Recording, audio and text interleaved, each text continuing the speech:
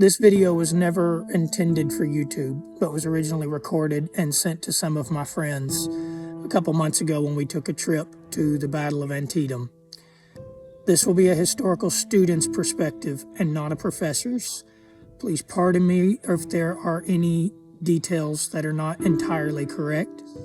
What I really tried to capture was a tiny piece of what it must have felt like to be there on the ground on that day. At the same time, I realize I cannot imagine. I stand in awe of the men's courage who faced up to the guns and the particular sights and horrors that day must have held.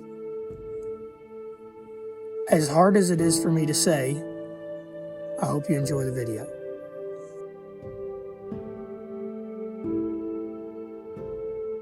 So we're at the Battle of Antietam.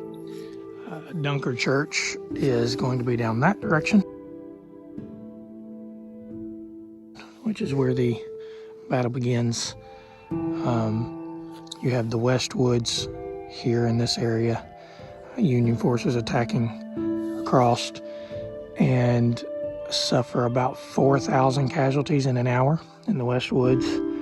Then come over and another attack is made across what was a cornfield through here and suffer another 8,000 casualties right here in this cornfield. Antietam was the single bloodiest day in American history. A unfortunate, I suppose you could say, record that lasts even through World War I, World War II, and up to today.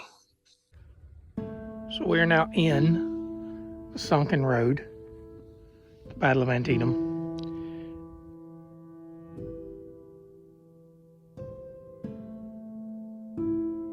You have about 2,200 Confederates who would have been lying down this sunken road, and roughly 10,000 Union, and more than one wave, so not 10,000 all at once, I suppose, about 5,600, something like that, and then another 4,000 or so.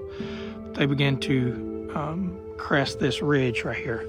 So they'd actually been preparing on the other side of this ridge, and you can kind of see they probably caught glimpses of them. At least a few of the men did or would have.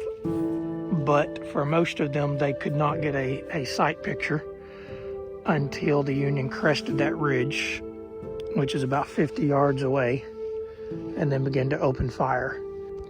Still at Antietam, we're on the hill where fewer than 500 Confederates repulsed 3 Union assaults with about 5,000 men under General Burnside, who tried to cross from that side of the river across this, what later became known as Burnside's Bridge, and then up this hill to dislodge the Confederates. Eventually they were successful, but the Confederates held this position, outnumbered 10-1, for about 3 hours.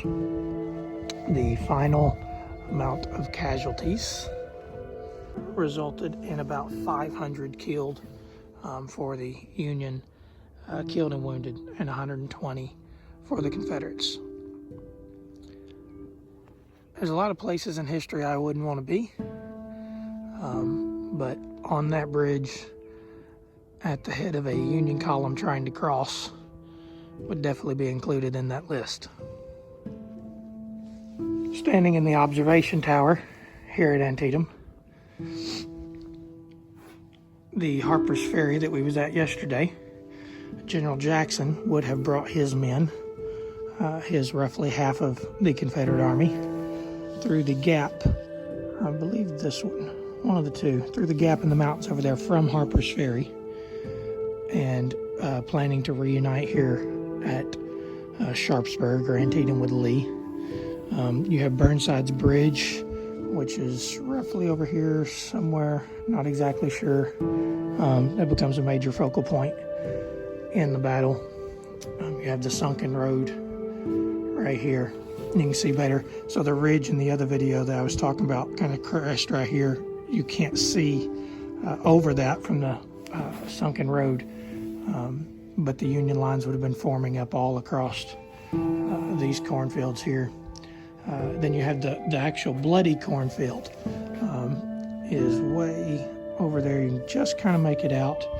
You have Dunker Church, which would be somewhere right in there, kind of where the wood line is, where the battle kicks off. I know the Civil War is something that still brings up emotions and feelings in several different groups of people, and I understand that. At the same time, what I always try to do is remind myself at each and every one of these battlefields, be it Revolutionary War, Civil War, whatever it is, that at the end of the day, these were men, husbands, fathers, sons, uncles, cousins, nephews. You get the picture. These were people.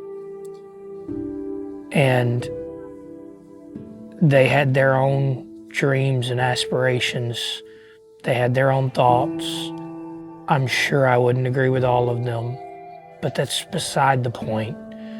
When you start talking about the horrors and the things that these men went through, I think we would all do well to take a moment and reflect and honor the courage and honor the sacrifice of men who, at the very least, believed they were in the right. At the end of the day, that's really all any of us can do. As Abraham Lincoln once said, God give me the courage to do what is right as I see the right.